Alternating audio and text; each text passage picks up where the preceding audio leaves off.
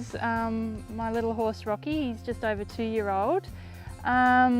He was orphaned at about 5 months, and from then I obviously gave him lots of supplementary feed, and he was doing pretty well until I had another horse that I had to look after full time.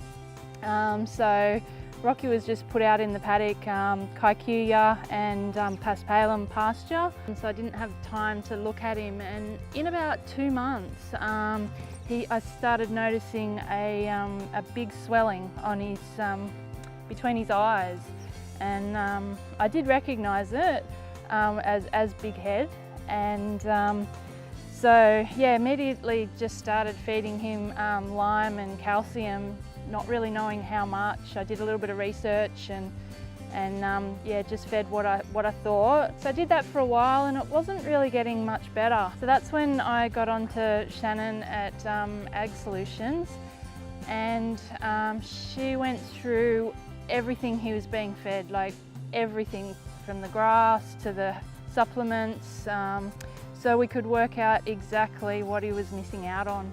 So I put him on the Bighead Bone Defender and the enhancer that Shannon suggested, and as you can see, he's virtually nearly 100% lost the bump off his head, which I'm really happy about.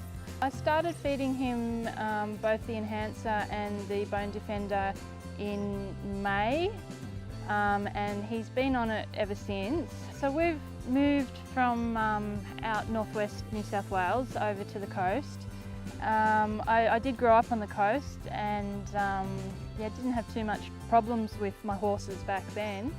But coming over this time, everyone warned us about all the problems that you have bringing cattle to the coast. There was absolutely no warnings about bringing horses over, especially nothing at all that I read or in my looking at everything about calcium deficiencies. It was only when I noticed the Bighead and started doing some research that I realised that it is a big problem on Kikuyu and subtropical pastures. So yeah, I think it's really important to get that message out there and get some accurate information on exactly the quantities we need to be feeding to make sure that this sort of thing doesn't happen to our horses.